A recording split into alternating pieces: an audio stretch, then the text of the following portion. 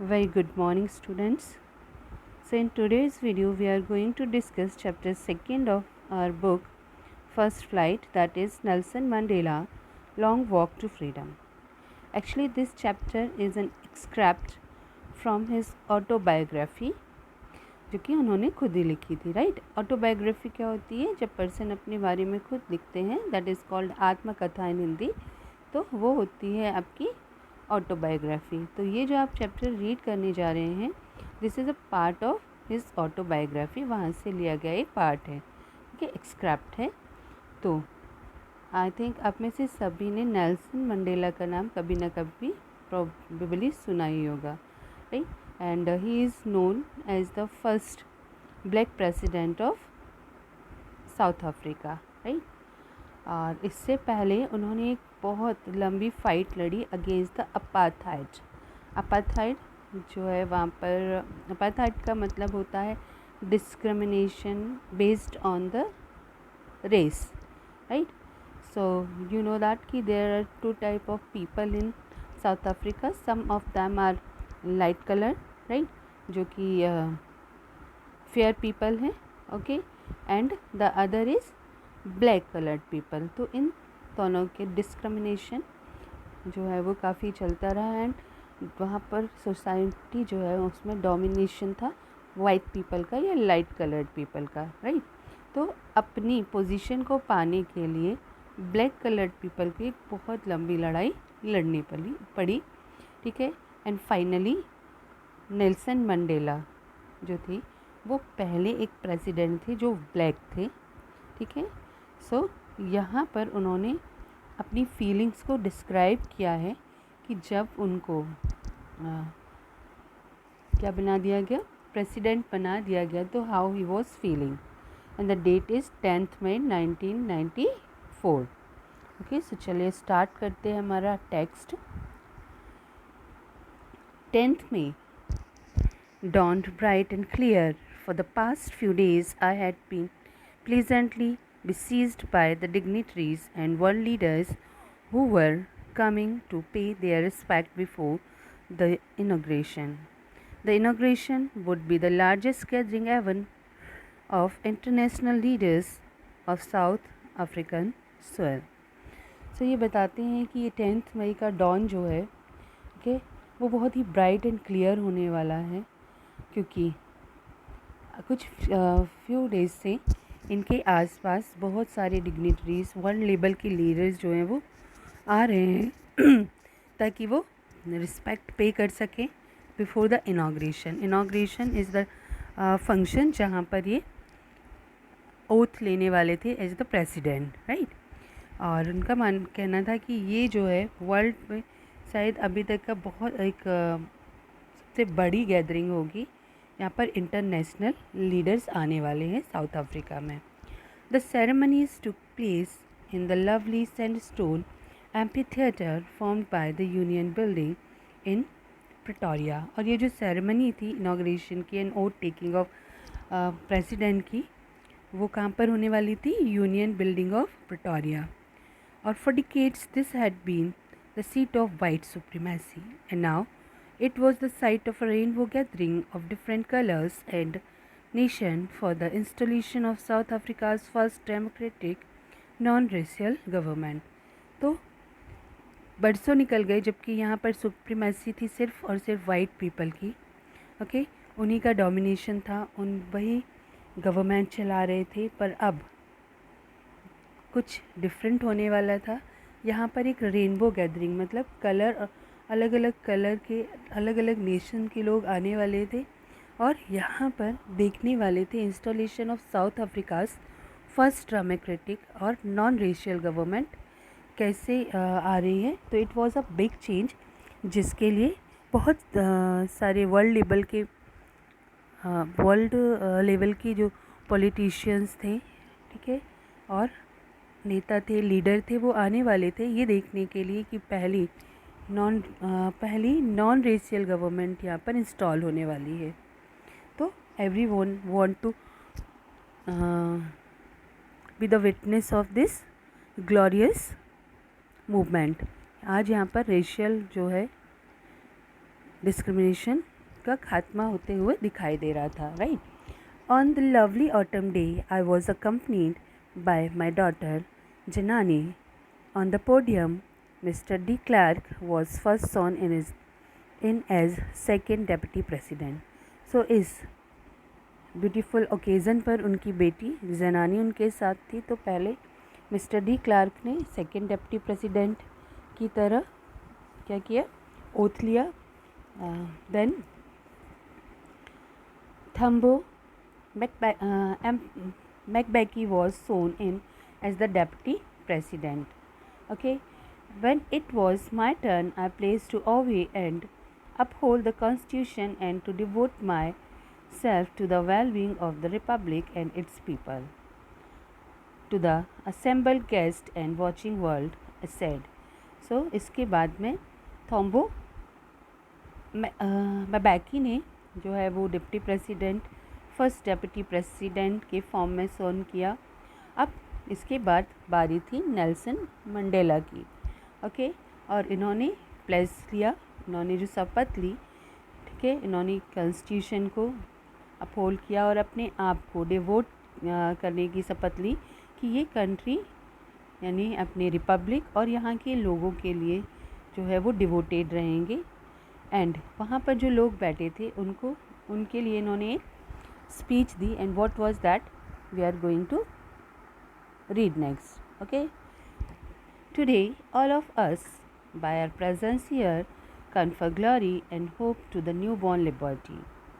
Out of the experience of an extraordinary human disaster that lasted too long must be born a society of which all humanity will be proud. हम ये जानते हैं कि black people, ठीक है, उन्होंने बहुत लंबे समय तक एक बहुत लंबी लड़ाई लड़ी ताकि उनको उनके जो भी राइट्स हैं वो मिल सके. Okay, so the president sees here, Nelson Mandela जो है वो कहते हैं कि आप जो सब कोई यहाँ पर प्रेजेंस हैं, राइट, एंड किस लिए प्रेजेंट हैं, ताकि ये न्यू बॉर्न लिबर्टी जो लोगों को मिली, यानी रेशियल डिस्क्रिमिनेशन से जो छुटकारा मिला है, ठीक है, उसको देखने के लिए, उसको हेल करने के लिए, ठीक है. और आउट ऑफ द एक्सपीरियंस जो हमने एक एक्स्ट्रा ऑर्डिनरी ह्यूमन डिज़ास्टर देखा जो कि रेशियल डिस्क्रिमिनेशन था और बहुत लंबे समय से चला आ रहा था, आज उसकी जगह पर एक नई सोसाइटी का बर्थ होने वाला है, जन्म होने वाला है. और ये सोसाइटी वो सोसाइटी होगी जिस पर पूरे ह्यूमन रेस को प्राउड होगा, ठीक है, ह्यूमैनिटी को, मानवता को प्राउड होगा, क्योंकि यहाँ पर एक बुरी चीज़ जो है वो ख़त्म हो रही है और एक नई सोसाइटी का जन्म हो रहा है जहाँ पर रेशियल डिस्क्रिमिनेशन नहीं होने वाला है. We who were outlawed not so long have today been given the rare privilege to be host to the nation of the world on our own soil. तो उन्होंने कहा कि हमने बहुत लंबा एक समय देखा है, जहाँ पर हमने बहुत सारी समस्याओं का सामना किया है just because of racial discrimination. और बहुत समय तक वो आउटलॉज रहे, उन्हें खुद ही जो है राइट नहीं था कि वो अपने डिसीज़न ले सकें. तो यहाँ पर वो रेयर प्रिविलेज जो अभी तक उन्हें नहीं मिला था वो मिल रहा है और अब वो होने वाले हैं host of the nation of the world on our own soil. आज वो साउथ अफ्रीका में एज अ ब्लैक प्रेसिडेंट दुनिया भर के से आए हुए लीडर्स को होस्ट करने वाले हैं. We thank all of our distinguished international guest for having come to take possession with the people of our country of what is after all a common victory for justice, for peace, for human dignity. इसके बाद वो thankful अपना gratitude show करते हैं कि पूरी दुनिया से जो भी गेस्ट आए हैं वो मैं उनका धन्यवाद करता हूँ क्योंकि आप यहाँ आए और यहाँ आकर के आप साक्षी बनने वाले हैं उस नई सोसाइटी की, ठीक है, जिसमें जस्टिस होगा, जिसमें पीस होगी और जिसमें ह्यूमन डिग्निटी होगी. आफ्टर ऑल ये एक तरह की विजय है, विक्ट्री है जो कि बहुत सारी बुराइयों के ऊपर हमें मिली है. We have at least achieved our political emancipation. We place our self to liberate all of our people from the continuing bondage of poverty, deprivation, sufferings gender and other type of discrimination. Right, तो वो कहते हैं कि आखिरकार हमें एमनिसिपेशन मिल ही गया। Emancipation means freedom from the restriction. अभी तक उन्हें कोई भी राइट्स नहीं थे, वो एक तरह से कंट्रोल किए जा रहे थे वाइट पीपल के द्वारा ही। तो यहाँ पर अब उनको आज फ्रीडम में रेस्ट्रिक्शन जो थे वो सारे के सारे हटा लिए गए हैं। तो अब वो फ्री हैं, अब वो स्वतंत्र हैं, ठीक है। और वो शपथ लेते हैं कि हर एक पर्सन को लिबर्टी मिलेगी, आज़ादी मिलेगी, ठीक है। जिस पॉवर्टी में वो रह रहे थे, जिस डिप्रिवेशन में वो रह रहे थे, ठीक है, जिस दबाव के साथ में वो रह रहे थे, जो जो परेशानियां उन्होंने फेस की हैं, और जेंडर और अदर टाइप के डिस्क्रिमिनेशन, ये सारी चीज़ें ये ब्लैक जो पीपल की अब गवर्नमेंट बनने वाली है, as a president Nelson Mandela वहाँ पर होने वाले हैं। तो ऑब्वियसली ही वांट्स कि हमारी सोसाइटी में जितनी भी बुराइयाँ हैं के जिसका रूट कॉज था ये रेशियल डिस्क्रिमिनेशन, उसे हम खत्म कर देंगे। Never never and never again shall it be that this beautiful land will again experience the oppression of one by other. और वो कहते हैं कि अब कभी भी ऐसा नहीं होगा कि ये बहुत ही ब्यूटीफुल सा लैंड जिसने ऑपरेशन सहा है, जिसने एक रेस का ऑपरेशन यानी एक रेस की सुप्रीमेसी देखी है दूसरी रेस के ऊपर। यहाँ पे स्पेशली वो बात कर रहे हैं वाइट पीपल की, जिन्होंने मैनिपुलेट किया हुआ था सारे के सारे ब्लैक पीपल का, उनका डोमिनेंस वहाँ पर था। तो ब्लैक पीपल जो थे वो ऑप्रेस्ड थे बाय द वाइट्स। सो उनका कहना है कि अब ऐसा कभी भी नहीं होगा कि ये ब्यूटीफुल नेशन उस बुराई को वापस एक्सपीरियंस करे। The sun shall never set on so glorious as human achievement, let freedom reign, God bless Africa. और उन्होंने कहा कि ये जो सूर्य है इस ग्लोरी का, इस ह्यूमन अचीवमेंट का, ये कभी भी डूबने नहीं दिया जाएगा। और वो कहते हैं कि फ्रीडम जीता रहेगा और अफ्रीका जो है वो हमेशा गॉड ब्लेस्ड रहेगा, ठीक है। So this is the part of the speech जो उन्होंने लोगों को दिया। और यहाँ पर उन्होंने बताया कि ये गवर्नमेंट जो है क्यों इम्पोर्टेंट है। क्यों इम्पोर्टेंट है? क्योंकि अब वाइट पीपल का जो डोमिनेंस था वो ख़त्म हो रहा है। तो ऑब्वियसली जिन लोगों ने अपने फ्रीडम के लिए बहुत सालों तक लड़ा है, अब उन्हें वो फ्रीडम मिल जाएगा। That was the freedom from the racial discrimination. अब वो भी अपनी गरीबी हटाने के लिए और भी जो भी उनकी सोशल इवल्स थे जो उन्होंने फेस किए थे उनको हटाने के लिए काम करेंगे। And the land will be more beautiful then before. Okay, और ये जो लड़ाई है अब और आगे नहीं जाएगी क्योंकि उनको अब सारे के सारे राइट्स मिलने वाले हैं।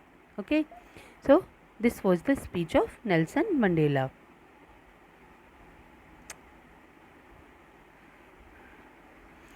Now he starts again. A few moments later, we all lifted our eyes in awe as the spectacular array of South African jets, helicopters, and troops carrier rode in perfect formation over the Union building.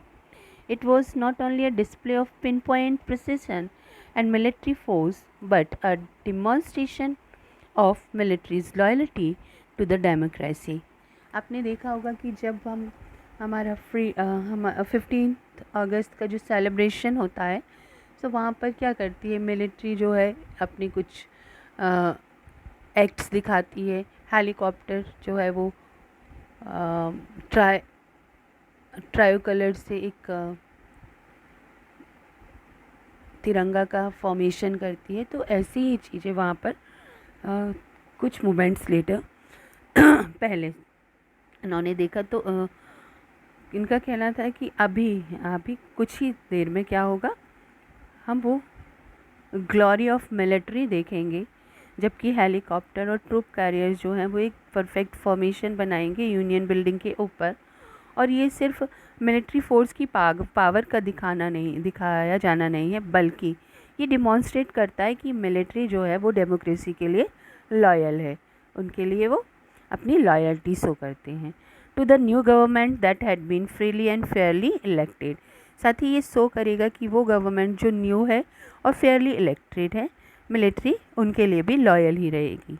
तो military की loyalty का ये एक demonstration होता है, ये सिर्फ एक एक्ट नहीं होता है, ठीक है, ये सिर्फ शो नहीं होता है, बल्कि ये बताते हैं कि हम लॉयल हैं अपनी कंट्री की गवर्नमेंट के लिए। Only moment before, the highest general of the South Africa Defence Force and police, their chests bedecked with ribbons and medals from days gone by, saluted me and placed their loyalty. अभी क्या किया है, south Africa के defence force के and police के जो भी head हैं, जनरल्स हैं, उन्होंने आकर के इन्हें सैल्यूट किया है, ठीक है, एंड अपनी लॉयल्टी को कंफर्म किया है। आई was not unmindful of the fact that not so many years before they would not have saluted but arrested me. But यहाँ पर ध्यान रखने वाली ये बात है कि बहुत कुछ ही साल पहले यह हुआ होगा कि he was a person fighting against the government and government rule. तो यही जो ऑफिसर्स थे, यही जो जनरल्स थे, वो उनको सैल्यूट नहीं कर रहे थे, बल्कि उन्हें अरेस्ट किया था उन्होंने। Finally a chevron of Impala Zs left a smoke trail of the black, red, green, blue and gold of the new South African flag। तो अभी जो है आसमान में जेट्स स्मोक ट्रेल बनाने वाले हैं black, red, green, blue and gold का, जो कि साइन होगा न्यू साउथ अफ्रीका का, जिसमें सभी लोग जो है उनको बराबरी का राइट्स मिलने वाला है और कोई भी डिस्क्रिमिनेट नहीं होने वाला है। The day was symbolize for me by the playing of our two national anthems and the vision of white singing Nkosi Sikelel Africa and black sings the Stem the old anthem of republic. तो आज का day जो था बहुत ही इस खास होने वाला था कि आज दो नेशनल एंथम्स जो हैं वो यहाँ पर गाए जाने वाले थे, anthem by whites and anthem by black. और ब्लैक जो डाइस टाइम गाने वाले थे, ये ओल्ड एंथम था इस रिपब्लिक का। Although that day neither group knew the lyric of the anthem and they once despite they would soon know the words by heart. तो अभी क्या था कि कोई भी ग्रुप जो था उन लिरिक को उतनी हार्डली नहीं जान रहा था, ना ही सोच रहा था, बट उनका मानना था कि बहुत ही जल्दी आएगा जबकि वो इन वर्ड्स को बाय हार्ट जानेंगे। मींस ये जो गवर्नमेंट बनी है, ये इतनी अच्छे से वर्क करने के बारे में इनका इतना अच्छा एक सिस्टम होने वाला है कि किसी भी तरह की डिस्क्रिमिनेशन नहीं होंगी and people will be loyal to the government, they will never feel oppressed and depressed, right? On the day of the inauguration, I was overwhelmed with a sense of history. In the first decade of 20th century, a few years after the bitter Anglo-Boer War, before my own birth, the white-skinned people of South Africa patched up their differences and erected a system of racial domination against the dark skinned people of their own land। तो इनका जब ये inauguration हो रहा है तो ये अपने सेंस ऑफ हिस्ट्री से ओवरवेल्म्ड है, मतलब बहुत ही ज़्यादा ये उसको प्राउड फील कर रहे हैं। और इन्हें याद आता है कि in the first decade of 20th century, ठीक है, एक बिटर एंग्लो बोर बार हुआ जबकि इनका बर्थ भी नहीं हुआ था उस टाइम पर, जिसमें white skin people of South Africa जो है वो डोमिनेटिंग हो गए और डार्क स्किन पीपल जो थे वो अपने ही लैंड पर वो सेकेंडरी पीपल हो गए। The structure the created form the basis of one of the harshest most human society of the world has ever known. और ये जो वॉर हुआ था उसके बाद जो रिज़ल्ट निकले जहाँ पर white skin people got domination, so यहाँ पे जो स्ट्रक्चर बना था वो दुनिया का सबसे इनह्यूमन स्ट्रक्चर, इनह्यूमन सोसाइटी इन्होंने कहा, क्योंकि वहाँ पर रेशियल डिस्क्रिमिनेशन बहुत हार्सेस्ट पोजीशन पे था. Now in the last decade of 20th century and my own 8 decades as a man, that system had been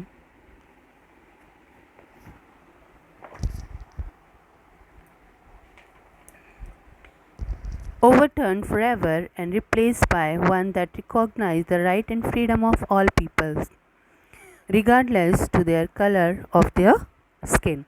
Okay, so यहाँ पे वो कहते हैं कि अब जब मेरी खुद के 8 डिकेड्स निकल चुके हैं और ये लास्ट डिकेड है 20th सेंचुरी का, तो ये सिस्टम अब यहाँ पर आकर के बदल गया है.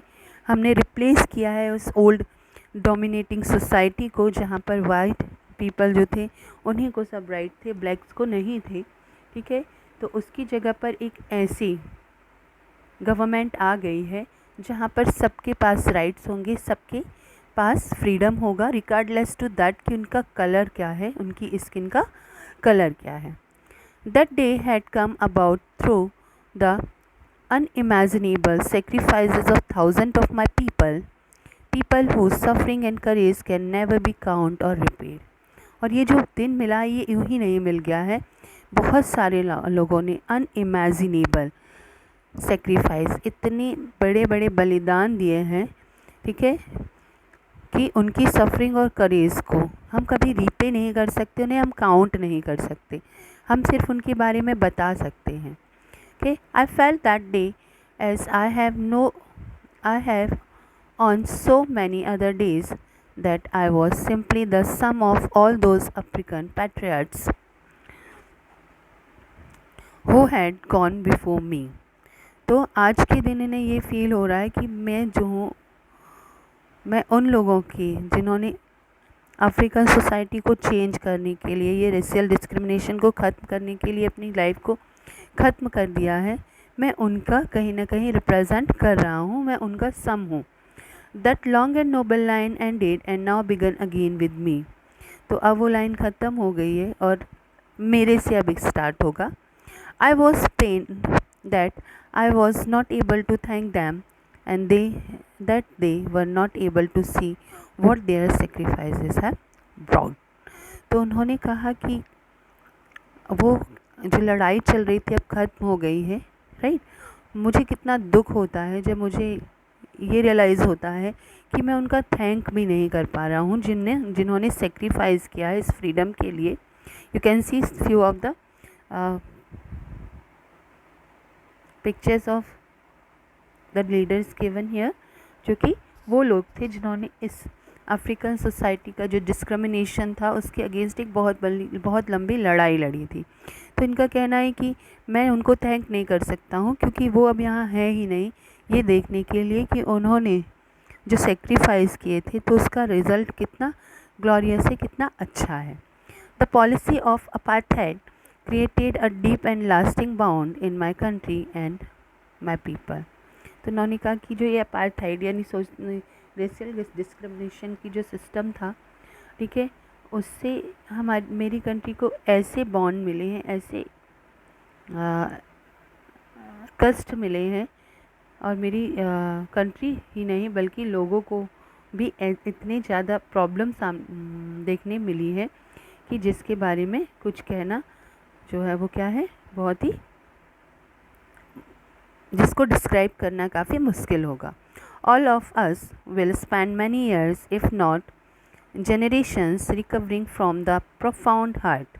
और ये इतना बड़ा घाव है जिसको भरने में जनरेशन टू जनरेशन जो है वो टाइम लग जाएगा. मतलब बहुत लंबा ये जो गैप लोगों के बीच क्रिएट हो गया है उसको भरने में बहुत ही ज़्यादा समय लगने वाला है. But the decades of oppression and brutality had another unintended effect, and that was that it produced the Oliver Thambos, the Walter Sisselers, the Chief Lithalius, the Yusuf Dados, and the Bram Pissers, the Robert Savicos of our time, men of such extraordinary courage, wisdom, generosity that their like may never be known again. तो उन्होंने कहा कि ये जो brutality थी, जो oppression था, जिसका सामना साउथ अफ्रीकन सोसाइटी कर रही थी, तो अनइंटेंशनली उसने कुछ एक ऐसा इफ़ेक्ट किया जिससे कि ग्रेट लीडर्स जो हैं, जिनके नाम आपने पढ़े, like Walter Sisulus, Yusuf Dadoos and others, जिनके पिक्चर्स भी यहाँ पर बनाए हुए हैं, वो सब जो है बॉर्न हुए, उनको हमने देखा, उनकी जेनरसिटी, उनका करेज, उनका विस्डम हमें देखने को मिला। शायद इस तरह के लोग दुनिया में वापस मिलना बहुत ही मुश्किल होगा। इस तरह की सेक्रीफाइसिंग सोल्स, इतनी विस्डम एंड जिनके पास इतना सारी जेनरसिटी थी, वो शायद हमें फिर देखने को ना मिले। Perhaps it requires such depth of oppression to create such height of character. शायद ये ऑपरेशन ही था हमारी सोसाइटी का जिसने इतने अच्छे कैरेक्टर्स को जन्म दिया। ठीक है, तो जब ऑपरेशन बहुत ज़्यादा होता है तो हमारे जो सेंसेस होते हैं, हमारी जो sense of duty and sense of the freedom, हमारे अंदर की सारी जो भी अच्छाइयाँ होती हैं उनको लेकर के बाहर आती हैं ताकि हम अपने राइट्स के लिए लड़ सकें। तो उनका कहना है कि ये जो ऑपरेशन था ये कहीं ना कहीं एक अच्छा इफ़ेक्ट छोड़ा, क्योंकि हमें इतने अच्छे लीडर्स जो हैं वो देखने को मिले थे। My country is rich in minerals and James that lies beneath its soil, but I have always known that the greatest wealth of its people, finer and truer than the purest diamonds. So now he says कि हमारी country में minerals बहुत हैं, country में minerals से rich है, okay, और James जो हैं वो मिट्टी में मिलते हैं। पर मुझे ये कहते हुए गर्व फील हो रहा है कि हमारी कंट्री का ग्रेटेस्ट वेल्थ क्या है, यहाँ पर रहने वाली लोग, जो कि ज़्यादा फाइन और ज़्यादा ट्रू हैं than the purest of diamond. वो डायमंड जो ज़मीन से निकलते हैं, ठीक है, उनसे कहीं ज़्यादा प्योर और उनसे कहीं ज़्यादा ट्रू, कहीं ज़्यादा फाइन डायमंड हमारे यहाँ के ये ग्रेट पीपल हैं जिन्होंने अपना सेक्रीफाइस दिया, अपनी लाइफ को सेक्रीफाइस किया for the freedom from the racial discrimination. It is from these comrades in the struggle that I learn the meaning of courage. ये वही लोग हैं जिनसे मैंने सीखा कि करेज होता क्या है। Time and again I have seen man and women risk and give their lives for an idea. इन्होंने कई सारे लोगों को देखा है, वेदर मैन और वेमेन, जो कि अपनी लाइफ पर रिस्क ले रहे थे या उन्हें सेक्रीफाइस कर रहे थे किसी एक पर्टिकुलर आइडिया के लिए।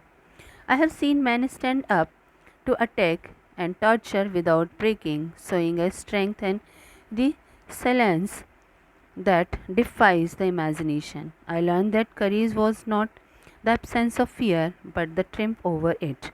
So यहाँ इन्होंने जब देखा कि लोग कितने किस फीलिंग के साथ इस रेशियल डिस्क्रिमिनेशन को ख़त्म करने के लिए लड़ रहे हैं, तो इन्होंने ये जाना कि करेज सिर्फ एब्सेंस ऑफ फियर नहीं है। करेज का मतलब ये नहीं कि हमें डर नहीं लगता है, बल्कि करेज वो होता है जहाँ हम अपने डर से बाहर आते हैं और उस डर को जीत लेते हैं। ओके, और ऐसा ही बहुत सारे मैन एंड वेमेन के बीच में इन्होंने देखा। The brave man is not he who does not feel afraid but he who confess that fears. उनका कहना है कि ब्रेव मैन वो नहीं है जिसे कोई डर ही फील नहीं होता, बल्कि ब्रेव मैन वो है जो अपने डर से उबर जाता है और अपने डर को हरा देता है।